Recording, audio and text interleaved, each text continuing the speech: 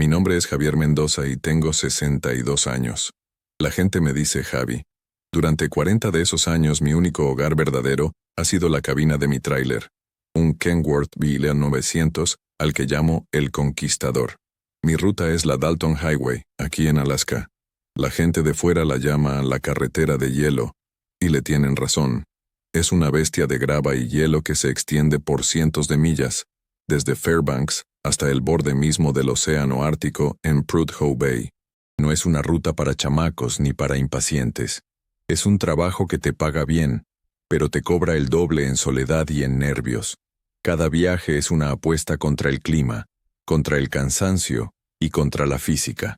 El Conquistador y yo hemos visto todo. Temperaturas de 50 bajo cero que congelan el diésel, vientos blancos que te ciegan en segundos, y auroras boreales tan hermosas que te hacen llorar y preguntarte, ¿qué haces tan lejos de casa? Pero esto que voy a contar, esto no fue el clima, fue algo peor. Fue hace 2 inviernos. La temporada estaba siendo brutal, una tormenta tras otra, y las arcas de la compañía estaban sintiendo el golpe. Yo estaba en Fairbanks, cargando tubería para los campos petroleros, pensando en mi hija Elena, allá en Houston. Ella es abogada, una mujer brillante. Siempre me dice, papá, ya retírate, vente a Texas, ya trabajaste demasiado. Y siempre le digo lo mismo, Misha, el día que deje de moverme, ese día me muero. Además, ¿quién va a manejar al Conquistador? La verdad es que esta soledad helada se me había metido en los huesos. Se había vuelto parte de mí desde que mi Rosa se fue. La carretera era mi forma de seguir adelante, un problema a la vez, una milla a la vez. El despachador, un tipo llamado Riggs, me llamó a la cabina. Su voz sonaba nerviosa. Javi, cambio de planes, urgente. Me dijo que la carga de tubería podía esperar. Había una emergencia médica en un pueblo llamado Silencio Blanco, un lugar del que apenas había oído hablar. Estaba fuera de la Dalton, unas 60 millas al oeste por un camino maderero que nadie usaba en invierno. Les falló el generador principal, dijo Riggs. Tienen a varias personas con oxígeno, y las baterías de respaldo no van a durar. Llevas los repuestos del generador y tanques de oxígeno de emergencia. Sentí un frío que no era del clima. 60 millas fuera de ruta en una tormenta que se avecinaba. Eso era una sentencia de muerte si algo salía mal. Riggs, ese camino es un suicidio, le dije. La compañía no puede obligarme a... No te obligan, Javi, me interrumpió. Te lo están pidiendo. Están pagando triple tarifa de emergencia. Y, bueno, es una cuestión de vida o muerte. Maldije en voz baja. Pensé en mi vida, en mi plan. Un plan, como los que leía en esos libros de Napoleon Hill que Elena me regalaba, se basa en la certeza. Esto era todo menos certeza. Pero luego pensé en la gente conectada a esas máquinas. Pensé en mi Rosa, en sus últimos días en el hospital. Está bien, gruñí. Manden la carga, pero si el Conquistador se raspa, tú pagas la pintura. Cargaron los repuestos, pesados como el demonio, y los tanques de oxígeno que parecían bombas de tiempo. La nieve ya empezaba a caer cuando salí de Fairbanks. El Conquistador rugía, sus luces cortando la oscuridad de la mañana. Las primeras 100 millas de la Dalton fueron como siempre, tensas pero manejables. Pero entonces llegué al desvío. El camino a Silencio Blanco. No era más que una cicatriz en el bosque. La nieve casi lo había borrado. Encendí todas las luces, puse la doble tracción y me encomendé a Dios.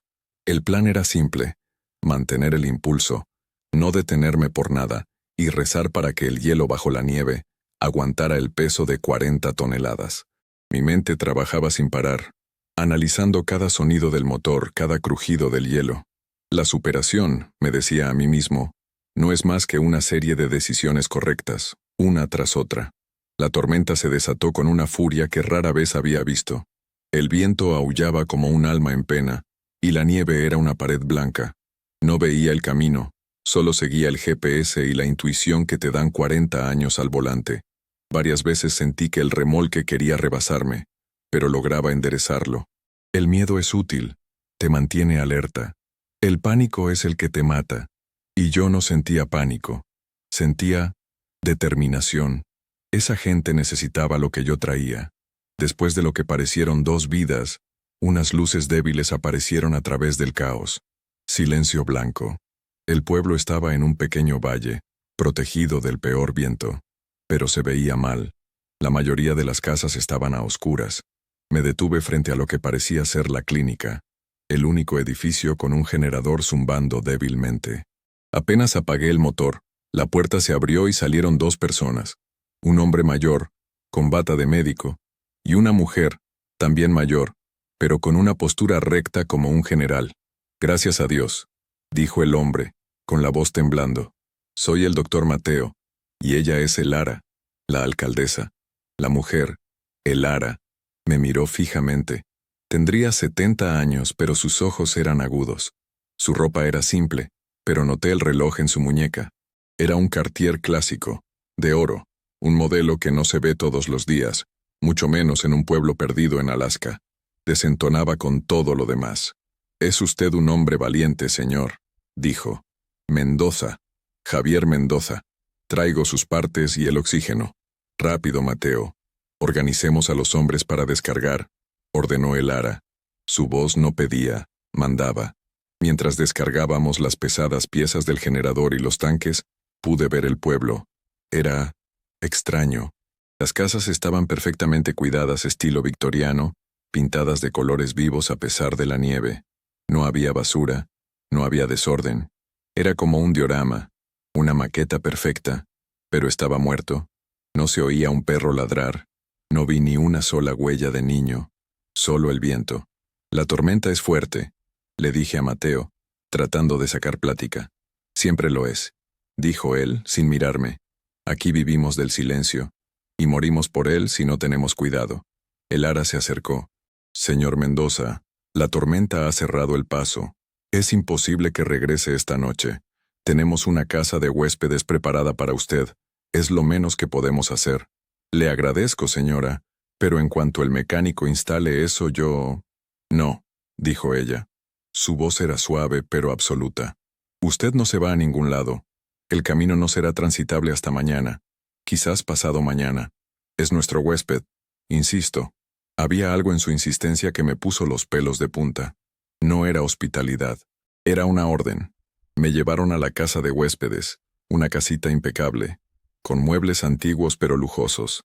La calefacción estaba encendida, había comida caliente en la mesa, pero todas las ventanas tenían cerrojos gruesos por dentro. «Descanse», dijo Elara desde la puerta. «Mañana hablaremos». Esa noche no pude dormir. El silencio del pueblo era más ruidoso que la tormenta. Había algo profundamente equivocado en Silencio Blanco. La perfección era una máscara. A la mañana siguiente la tormenta había amainado un poco, pero el camino seguía intransitable, tal como Elara había dicho. Me invitó a desayunar en su casa, la más grande del pueblo, en la colina. Era un museo. Muebles de caoba, alfombras persas. «¿De dónde sale todo esto?», pregunté, incapaz de contenerme. «La minería de oro nos trató bien hace 100 años», dijo ella, sirviéndome café, «y hemos sabido administrar la herencia». Su mirada era calculadora. «¿Y los jóvenes, los niños?», pregunté. «No he visto a nadie menor de 50». Elara sonrió, una sonrisa fría. «Somos un pueblo de viejos, señor Mendoza. Los jóvenes buscan fortuna en otro lado. Anchorage, Seattle. Nosotros cuidamos el legado». Pasé el día caminando por el pueblo. Las pocas personas que vi me saludaban con la cabeza, pero desviaban la mirada. Sus ojos estaban vacíos, asustados. Fui a la clínica a ver cómo iba el generador. El mecánico, un tipo taciturno llamado Ben, estaba terminando. «Buen trabajo», le dije. Él solo asintió. Vi al doctor Mateo en su oficina. La puerta estaba entreabierta. Estaba hablando por un teléfono satelital. Su voz era urgente. «El fondo fiduciario en Suiza debe hacer la transferencia». «No, no podemos esperar. La tormenta nos dio cobertura, pero el camionero...» «Sí, él es un problema. Tenemos que manejarlo antes de que hable». Sentí que me caía un balde de agua helada. ¿Un fondo fiduciario en Suiza? ¿Un camionero que es un problema? Ese era yo. Me alejé sin hacer ruido. Mi mente, esa herramienta que siempre me había sacado de problemas, empezó a trabajar. Tenía que salir de allí. Pero no podía irme sin entender. ¿Qué escondía este pueblo perfecto? Regresé a la casa de huéspedes. Mi corazón latía con fuerza. Planificación. Necesitaba un plan. Si me veían empacar, si intentaba irme, no saldría vivo. Tenía que fingir. Fui a la casa de Elara esa noche para cenar. Señora, le dije con mi mejor cara de viejo cansado. Tiene razón. El camino es peligroso. Me quedaré hasta que usted me diga que es seguro. La verdad, estas camas son mejores que las del motel de Fairbanks. Ella pareció relajarse un poco. Sabia decisión, Javier. La paciencia es la virtud de los hombres sabios. Esa noche, cuando todo el pueblo estaba dormido, salí. No por la puerta, por la ventana trasera del baño, que no tenía cerrojo. La nieve amortiguaba mis pasos. Me dirigí al único lugar que tendría respuestas. El ayuntamiento. La cerradura era vieja. Usé la navaja de mi multiherramienta y un poco de la paciencia de la que hablaba Elara. Entré. El lugar estaba helado. Encontré el archivo municipal. Busqué registros. Nacimientos, muertes. Casi no había nacimientos en los últimos 30 años. Pero las muertes eran constantes. Accidente de casa. Caída en la mina. Congelamiento. Muchas. Demasiadas para un pueblo tan pequeño. Y entonces vi algo que me heló la sangre. Una foto en la pared. Los fundadores modernos del pueblo, de hace unos 20 años. Elara, Mateo, y un tercer hombre. Un hombre al que yo conocía. Se llamaba Miguel Mikey Salas. Un viejo amigo trailero. Un tipo alegre de El Paso que desapareció en la Dalton hace 20 años. Dijeron que se había despeñado en el río Yukon. Pero ahí estaba, en la foto, sonriendo, abrazado de Elara. La foto estaba fechada después de su supuesta desaparición. En un cajón cerrado con llave, encontré los libros de contabilidad. No era oro de hace 100 años. Eran transferencias recientes, millones de dólares, de un fondo de inversiones que rastreé hasta una mina de platino y tierras raras, supuestamente abandonada, a unas 20 millas al norte. Silencio Blanco no estaba administrando una herencia. Estaban operando una mina ilegalmente, una de las más ricas del continente, y usando el fondo suizo para lavar el dinero. Y Mikey lo había descubierto. Y ahora, yo también. Mi amigo no se había despeñado. Lo habían silenciado. Este pueblo no era un refugio. Era una prisión dirigida por asesinos. El legado que Elara protegía estaba manchado de sangre. Salí de allí sintiendo el sabor amargo del miedo en mi boca. Regresé a la casa de huéspedes justo antes del amanecer. Mi mente era un torbellino. Ya no se trataba de mí. Se trataba de Mikey. Se trataba de la justicia. Recordé a mi hija Elena. Una vez, cuando tuvo un susto de salud, la llevé a la mejor clínica en Houston, un edificio de cristal y acero que costaba una fortuna. Ella me había pagado todo. Tú me diste la vida, papá. Yo te doy salud, me dijo. Vi el mismo poder del dinero en ese hospital que el que veía en Silencio Blanco. Pero uno se usaba para sanar y el otro para matar. La riqueza, me di cuenta, solo magnifica lo que ya eres. Si eres bueno, haces el bien. Si estás podrido por dentro, construyes un infierno como este. Sabía que no podía enfrentarlos. Eran un pueblo entero contra mí. Necesitaba pruebas, y necesitaba una forma de sacarlas. El conquistador era mi única salvación. Pasé el día siguiente fingiendo estar relajado. Jugué cartas con uno de los viejos en el porche de la tienda. Se llamaba Samuel. Sus manos temblaban, pero no por el frío. ¿Te gusta aquí, Samuel?, le pregunté casualmente. Él me miró, y por un segundo vi un terror profundo. Es nuestro hogar, dijo, con la voz hueca. No hay otro lugar. Nunca lo habrá. Supe que no encontraría ayuda allí. Estaban todos atrapados, cómplices por miedo o por codicia. Mi única aliada era la mujer que había visto en la clínica, la que parecía más joven, Ana, la que atendía la tienda. La busqué.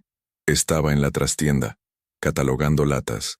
Ana, le dije en voz baja, ¿qué le pasó a Miguel Salas? Se le cayó una lata de la mano. No sé de quién me habla. No mientas, le dije mi voz dura. Era mi amigo.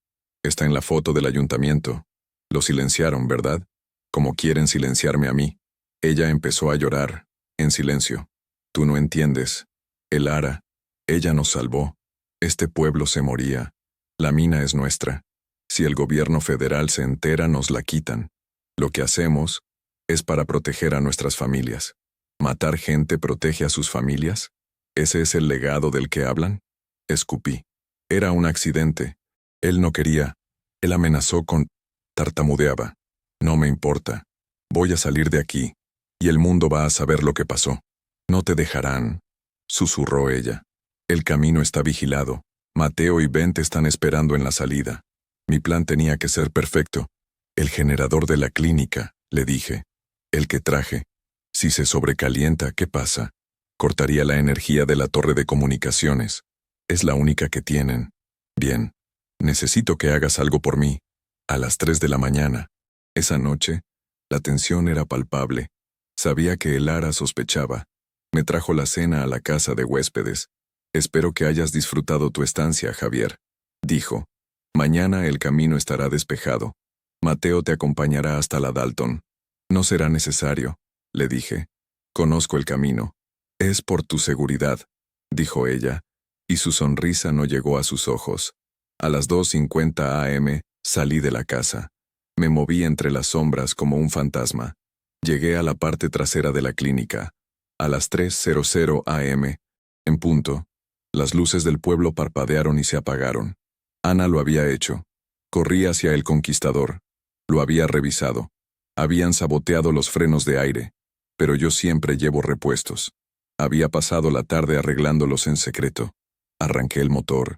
El rugido del Cummins rompió el silencio del pueblo como un trueno.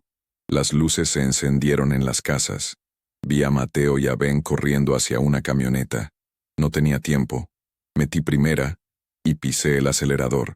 El Conquistador se lanzó hacia adelante. Llegué a la salida del pueblo. Habían puesto una barricada con un viejo quitanieves. Híjole, susurré. No me detuve. Puse el camión en baja y lo impacté. El metal gritó. El Conquistador se estremeció, pero el motor no se rindió. Rompí la barricada. Detrás de mí vi la camioneta. Empezaron a disparar. Oí las balas golpear el remolque. No me vas a ganar, le grité a la oscuridad. Pisé a fondo. El camino estaba helado, pero yo conocía el hielo. Era mi mundo. En una curva cerrada frené de golpe dejando que el remolque derrapara. La camioneta que venía detrás no pudo reaccionar. Se salieron del camino y se hundieron en un banco de nieve profundo. Estaban atascados. No me detuve a mirar. Conduje esas 60 millas como si el diablo me persiguiera. Cada sombra me hacía saltar, pero mi mente estaba clara. Tenía las copias de los libros de contabilidad y la foto de Mikey. Cuando llegué a la Dalton, casi beso el asfalto. Me detuve en el primer paradero, en Coldfoot. Temblaba tanto que apenas podía sostener el teléfono. Llamé a 2 personas, a los State Troopers de Alaska y a mi hija Elena. Milla, le dije. Necesito que llames a todos tus amigos importantes. Tengo una historia que no vas a creer. El infierno se desató en silencio blanco. Los federales y los estatales cayeron sobre el pueblo. La investigación fue enorme. Descubrieron la mina ilegal, valorada en miles de millones. Descubrieron el lavado de dinero a través del fondo suizo, cuyas cuentas fueron bloqueadas, y encontraron la cueva de hielo. Un glaciar cercano donde habían estado arrojando los cuerpos durante 30 años. Encontraron a Mikey y a otros 12. Viajeros, inspectores, gente que simplemente se había perdido. El Ara y Mateo fueron arrestados. Todo el pueblo fue acusado de conspiración. Fue un escándalo nacional. La gente no podía creer que algo así pudiera pasar en la era moderna. Pero yo sí. Yo vi sus ojos. Vi cómo la codicia y el miedo pueden pudrir un lugar hasta los cimientos, cómo pueden hacer que gente buena justifique el asesinato en nombre de la familia y el legado. A veces conduciendo en la noche, todavía veo la cara de el Ara. La pesadilla, lo que me quita el sueño, no es el hielo ni los disparos, es el silencio. Es la facilidad con la que se puede borrar a una persona. Es la perfección de la mentira. Seguí manejando el Conquistador por un año más. Pero algo se había roto. La soledad de la carretera ya no se sentía como paz, se sentía como peligro. Un día, llegué a Fairbanks, descargué y apagué el motor. Y supe que era la última vez. Vendí el tráiler. Me dolió como perder a un amigo. Ahora vivo en Houston con Elena. Tenemos un patio pequeño, cultivo tomates. Ella tiene su propio bufete. Es brillante. A veces, por la noche, me siento afuera y escucho los grillos. Es un sonido cálido. Es real. Pero sigo siendo un camionero. Sigo pensando en la carretera. Y sigo sabiendo que allá afuera, en los lugares más fríos y oscuros, el silencio esconde monstruos. Y no siempre son los que te imaginas. Gracias por llegar hasta el final de esta reflexión. Si estás leyendo esto, quiero que sepas que no estás solo. Todos cargamos nuestros propios caminos de hielo. Te agradezco de corazón por seguir el canal y por escuchar estas historias de la carretera. Ahora, me gustaría pedirte que comentes y sigas el canal. Tu apoyo es la gasolina que me mantiene en marcha. Y dime, ¿qué tipo de historias te gustaría escuchar? ¿Qué asuntos te quitan el sueño a ti? Me encantaría saber de dónde nos estás escuchando. ¿Desde qué ciudad o país me acompañas esta noche? Como forma de agradecer tu tiempo, y sé que muchos de nosotros nos cuidamos, dejé unas recetas de té y unos postres sin azúcar en el primer comentario fijado. Es un pequeño detalle de mi parte para ayudar a nuestro canal. Que Dios te proteja a ti y a tu familia en cada kilómetro de su vida. Buenas noches.